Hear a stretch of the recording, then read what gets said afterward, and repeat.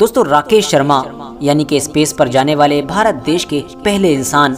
جب ان سے اس دور کی پردھان منتری اندرا گاندھی نے پوچھا تھا کہ بھائی بتاؤ اسپیس سے تم کو ہمارا دیش بھارت کیسا دکھائی دیتا ہے، تو جانتے ہیں کہ ان کا جواب کیا تھا؟ انہوں نے جواب دیا تھا سارے جہاں سے اچھا ہندوستان ہمارا،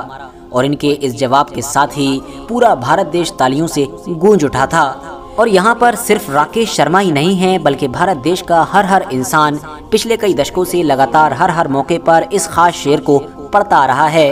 اسی لیے آج کی اس ویڈیو میں بھی ہم نے یہ فیصلہ کیا ہے کہ ہم جانیں گے اس خاص انسان کے بارے میں کہ جس نے پہلی بار اپنے قلم سے شعر کو لکھا تھا اور ہمیشہ کے لیے امر کر دیا تھا، یعنی بات کریں گے شاعر مشرق ڈاکٹر محمد اقبال کے بارے میں۔ ایک شاعر، ایک پولیٹیشین، ایک لائر، ایک فلاسفر، ایک صوفی، ایک عالم اور ایک انفلوئنسر، اور نہ جانے ایسے کون سے الفاظ ہیں کہ جو ڈاکٹر اقبال کی پرسنالٹی کے اوپر بالکل فٹ بیٹھ سکتے ہیں۔ ایک ایسا انسان کہ جس کو دنیا میں ہونے والے بہت سارے بدلاؤں کا سب سے بڑا ذمہ دار مانا جاتا ہے، چاہے بات پاکستان کے بننے کی ہو یا پھر ابھی 40 سال پہلے ہونے والی ہی ایران کی کرانتی کی ہو، ہر معاملے میں ڈاکٹر اقبال کو ذمہ دار مانا جاتا ہے۔ عام طور پر لوگ یہ سمجھتے ہیں کہ شاید ڈاکٹر اقبال صرف اور صرف اردو کے شاعر تھے اور انہوں نے جو کچھ بھی لکھا ہے وہ شاید اردو میں ہی لکھا ہے، مگر آپ کو جان کر حیرانی ہوگی کہ اردو سے زیادہ ڈاکٹر اقبال نے فارسی زبان میں لکھا ہے۔ اتنا ہی نہیں، ان دونوں زبانوں کے علاوہ بھی انگلش، ہندی، سنسکرت، جرمن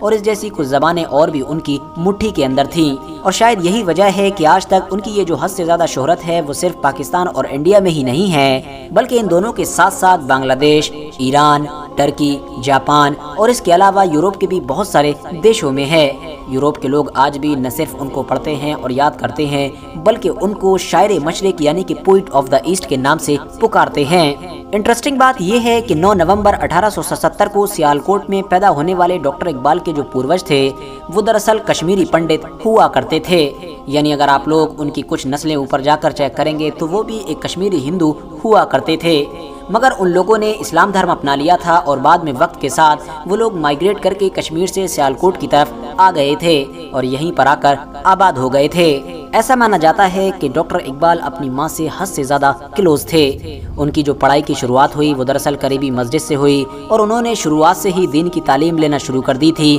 اور اس کے بعد انہوں نے 1893 میں ہائی اسکول کیا، 1895 میں 12th کمپلیٹ کیا، 1897 میں پھر BA کی ڈگری ملی اور 1899 میں ماسٹر کمپلیٹ کیا، مگر یہ ساری وہ پڑھائی تھی کہ جو انہوں نے بھارت ہی میں کمپلیٹ کی تھی۔ اس کے بعد 1905 میں انہوں نے انگلینڈ جانے کا فیصلہ کیا اور وہاں پر لاء کی پڑھائی شروع کی۔ اسی دور میں ہی انہوں نے وہاں پر ایز اے بیرسٹر بھی کام کرنا شروع کر دیا تھا۔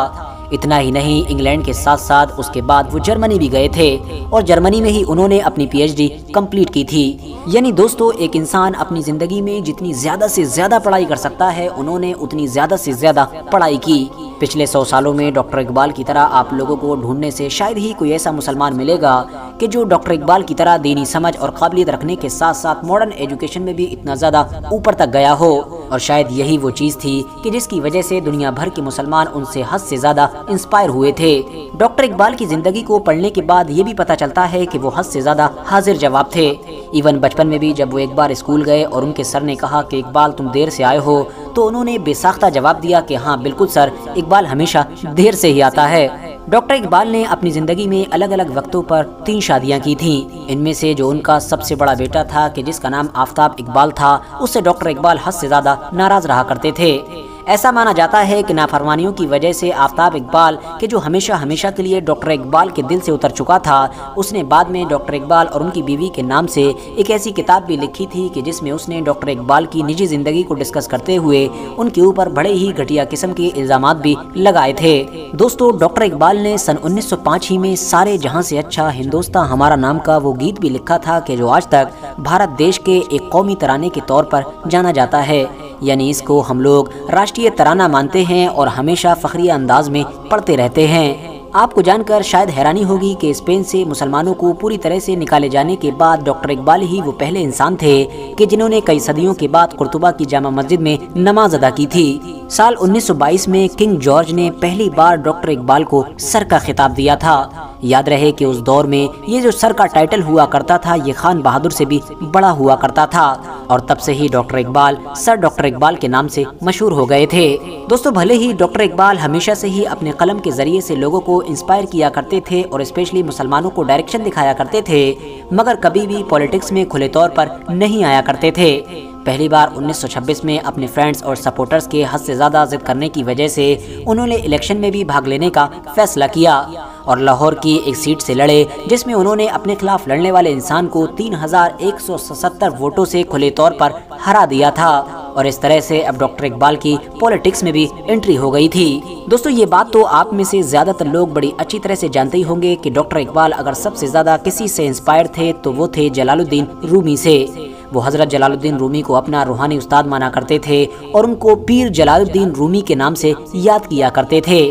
آپ کو یہ بھی پتہ ہی ہوگا کہ جلال الدین رومی کی جو قبر ہے یعنی ان کی جو مزار ہے وہ دراصل ترکی کے کونیا شہر میں ہے۔ اسی کونیا شہر میں ہی نہ صرف اقبال کے نام سے ایک پارک موجود ہے بلکہ ڈاکٹر اقبال کے نام پر ایک مسجد بھی موجود ہے۔ بعد میں ترک لوگوں نے بھی علامہ اقبال کی محبت میں ایک بڑا کام کیا تھا۔ انہوں نے لاہور سے جو ڈاکٹر اقبال کی قبر ہے وہاں سے مٹی لی اور وہ ترکی میں لے جا کر جہاں پر جلال الدین رومی کی قبر ہے اس کے بالکل برابر ہی میں ڈاکٹر اقبال کی ایک علامتی قبر بنا لی تھی۔ آج بھی یہ قبر موجود ہے اور سنگ مرمر سے مزین اس قبر کے اوپر ترکی زبان میں ڈاکٹر اقبال کی پیدائش کی ڈیٹ اور ان کی وفات کی ڈیٹ لکھی ہوئی ہے۔ حیرانی کی بات تو یہ ہے کہ جرمنی دیش میں بھی ایک ایسی سڑک موجود ہے کہ جس کا نام ڈاکٹر اقبال کے نام کے اوپر رکھا ہوا ہے۔ بات کریں اب اگر ڈاکٹر اقبال کی کتابوں کے بارے میں تو میں آپ کو بتا دوں کہ ڈاکٹر اقبال ایز اے مصنف یعنی ایز اے آتھر بھی حد سے زیادہ قابل ثابت ہوئے۔ انہوں نے اپنی زندگی میں 50 کے قریب کتابیں لکھی ہیں، جس میں سے ان کی پہلی کتاب کا نام اسرار خودی ہے۔ اس کے علاوہ اردو کے ساتھ ساتھ انہوں نے فارسی اور انگلش زبان میں بھی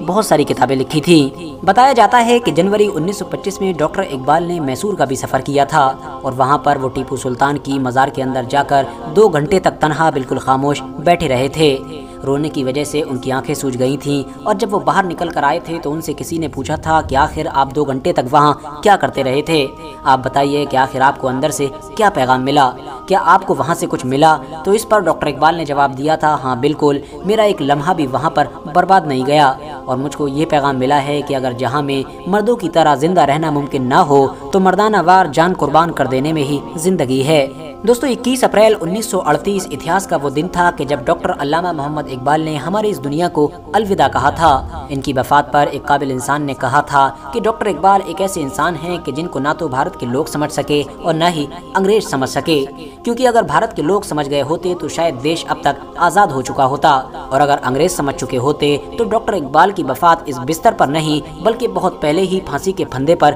ہو چکی ہوتی۔ RH نیٹ ورک کے نالجبل فرینڈز، جیسا کہ میں آپ کو شروع میں ہی بتا چکا ہوں کہ ڈاکٹر اقبال کی حاضر جوابی بھی حد سے زیادہ مشہور تھی۔ ان کے اوپر لکھی گئی کتابوں میں ایک واقعہ حد سے زیادہ ملتا ہے۔ بتایا جاتا ہے کہ ایک ایسے مولوی صاحب کے جو ان کی جان پہچان کے ہوا کرتے تھے، وہ دراصل ڈاکٹر اقبال کے پاس آیا جایا کرتے تھے، اور ان کے بار بار ڈاکٹر اقبال کے پاس آنے جانے کا مین مقصد یہ تھا کہ دراصل ان کا ایک کیس تھا جس کیس میں وہ اپنی بہن کو اپنی وراثت سے الگ کرنا چاہتے تھے۔ اب کیونکہ ڈاکٹر اقبال بھی ایک قابل لائر تھے اسی لیے وہ چاہتے تھے کہ وہ اس معاملے میں ڈاکٹر اقبال کی مدد لیں، مگر ڈاکٹر اقبال اس کیس میں کوئی خاص دلچسپی نہیں دکھایا کرتے تھے۔